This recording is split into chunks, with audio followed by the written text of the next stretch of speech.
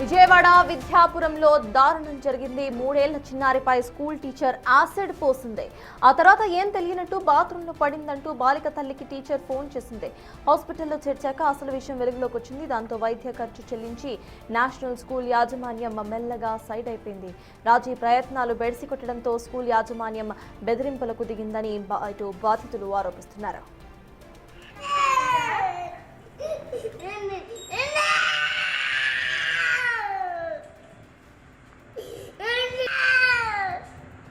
అమ్మా నొప్పి వస్తుందా? ఉండు అయిపోద్దు తగ్గిపోతుంది.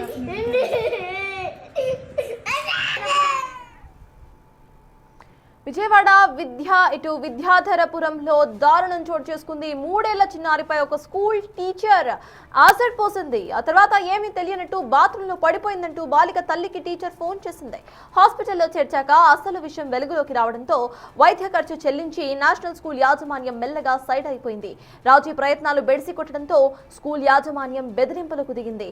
అయితే ప్రెసెంట్ దానికి బాధితులు ఇప్పుడు కంప్లైంట్స్ అయితే ఇచ్చినట్టుగా సమాచారం. దీనికి సంబంధించిన పూర్తి అప్డేట్స్ మా ప్రతినిధి నరసింహన్ అడిగి తెలుసుకుందాం. నరసింహ, చెప్పండి, 3 ఏళ్ల చిన్నారిపై యాసిడ్ పోసేంతగా ఆ టీచర్ అసలు ఎందుకు ప్రయత్నించింది? ఆ టీచర్ కు సంబంధించిన అప్డేట్స్ ఏంటి? అట్లీస్ట్ ఇప్పటికైనా యాజమాన్యం స్పందించిందా? అసలు సిచ్యువేషన్ ఏంటి? నా అమ్మాయి పరిస్థితి ఎలా ఉంది నరసింహ?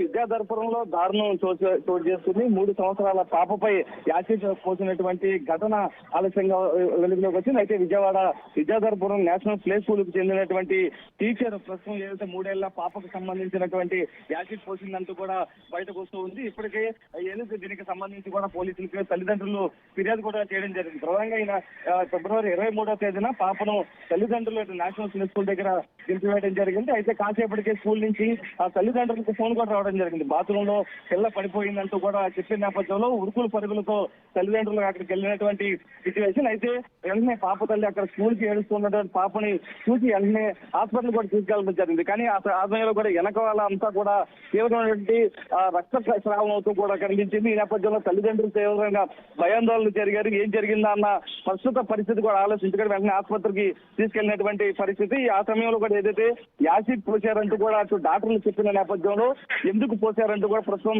చర్చనీయాంశం మారింది. అయితే దీనికి సంబంధించి అయితే పిల్ల కూడా ఒకటే చెప్తుంది, టీచర్ యాసిడ్ పోసిందంటూ కూడా పిల్ల చెప్తున్నటువంటి పరిస్థితి కనిపిస్తుంది. అయితే ఇప్పటికే అటు తల్లిదండ్రులతో స్కూల్కి వెళ్లి యాజమాన్యాన్ని అటు తల్లిదండ్రులు అడిగిన నేపథ్యంలో కూడా వారితో వాగ్వివాదానికి దిగినటువంటి పరిస్థితి కూడా కనిపిస్తుంది. తల్లి కూడా ప్రధానంగా ఒకటే చెప్పింది, అయితే హాస్పిటల్లో బిల్లు కట్టి చేతులు దొరుపుకున్నారు, దాంతో పాటు కొంత డబ్బులు ఇచ్చి రాజీకి రమ్మని స్కూల్ యాజమాన్యం పిలుస్తుందంటూ కూడా చెప్పినటువంటి పరిస్థితి. కానీ తల్లిదండ్రులు ఎక్కడా కూడా ఒప్పుకోవట్లేదు. ఎందుకంటే తమ పిల్లలకు సంబంధించి 3 ఏళ్ల పాపకు సంబంధించి యాసిడ్ చేయాల్సినటువంటి అవసరం ఏంటి, యాసిడ్ ఎందుకు పోసింది, టీచర్ ఎందుకు ఆ విధంగా వ్యవహరించింది, దానికి సమాధానం చెప్పాలంటూ కూడా డిమాండ్ చేస్తున్నటువంటి. కానీ యాజమాన్యం ఎక్కడా కూడా ఆ విషయం బయటకు రానియకుండా ఏదైతే డీసీపీ తన చుట్టమంటూ కూడా తల్లిదండ్రులు బెదిరింపులకు దిగుతున్నారంటూ కూడా తెలుస్తుంది. అయితే ఒకవైపు మరోవైపు ప్రిన్సిపల్ కూడా తల్లిదండ్రులకు విషయం బయటకు చెప్తే మాత్రం మేము ఎంత చూస్తామంటే బెదిరిస్తున్నట్లు కూడా ఏదైతే పాప తల్లిదండ్రులు అయితే చెప్తున్నటువంటి పరిస్థితి కనిపిస్తుంది. అయితే అల్లరిముద్దుగా పెంచుకున్నటువంటి తమ కూతురుపై ఇంకా క్రూరంగా గాయపరిచి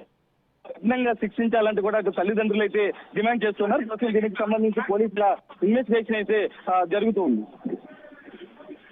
ఇటు పోలీసులు ఏమంటున్నారు అండ్ ఇటు యాజమాన్యం తర్వాత ఏమంది ప్రెసెంట్ ఇటు పిల్లకు సంబంధించిన పేరెంట్స్ అసలు ఏమంటున్నారు? వాళ్ళు ఏమైనా చెప్పారా? అసలు ఎందుకు యాసిడ్ పోయడానికి ఇటు ప్రయత్నించారు అని? అండ్ స్కూల్లో ఈ యాసిడ్ బాటిల్స్ అసలు ఎక్కడ పెట్టుకున్నారు వాళ్ళు? శివ, అయితే నేషనల్ ప్లే స్కూల్ కి సంబంధించి చిన్నపిల్లలకు ఎక్కువగా ఉంటుంది. అయితే పిల్లలకు సాధారణంగా అటు బాత్రూమ్కి వెళ్తూ అక్కడ ఏం జరిగింది అనేది ప్రస్తుతం ఇంకా బయటకు రాని పరిస్థితి. ఎందుకంటే తల్లిదండ్రులు స్కూల్ వద్దకు వెళ్ళినప్పటికీ కూడా వారికి బెదిరించే ప్రయత్నం యాజమాన్యం చేస్తున్నట్టు కూడా తల్లిదండ్రులు చెప్తున్నారు. డీసీపీ మా వెనకాల ఉన్నారు, దాంతో పాటు పెద్దలంతా మా వెనకాల ఉన్నారు, మీరు మమ్మల్ని ఏం చేయలేరు, ఏదైతే రాజీ కుదుర్చుకున్నామంటే కూడా ఒకంత బెదిరింపులు దిగుతున్నట్లు కూడా తల్లిదండ్రులు చెప్తున్నటువంటి పరిస్థితి. వాళ్ళతో మాట్లాడిన సందర్భంలో కూడా ఇదే విధంగా చెప్తారు. కానీ ఎందుకు యాసిడ్ పోసారంటే కూడా బయటకు రాని పరిస్థితి, బయటకు చెప్పని కూడా చెప్పట్లేదు. ఆ సమయంలో కూడా ఏదైతే పిల్లను దింపెళ్ళిన తర్వాత బాత్రూమ్ లో పడిపోయింది మీ పాప అంటూ కూడా తల్లిదండ్రులకు కాల్ చేయడం జరిగింది. ప్రస్తుతం దానికి సంబంధించినటువంటి తల్లిదండ్రులు పోలీసులకు ఫిర్యాదు చేశారు. పోలీసులు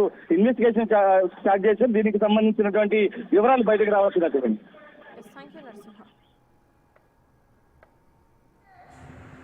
అమ్మా